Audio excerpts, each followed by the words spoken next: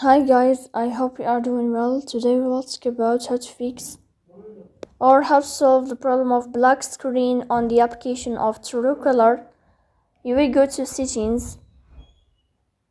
In this page you will click on apps, default apps, app settings. Here you will search about the application of Truecaller, color like this. Then you will go to first stop and you will click OK. Here you will enter to storage.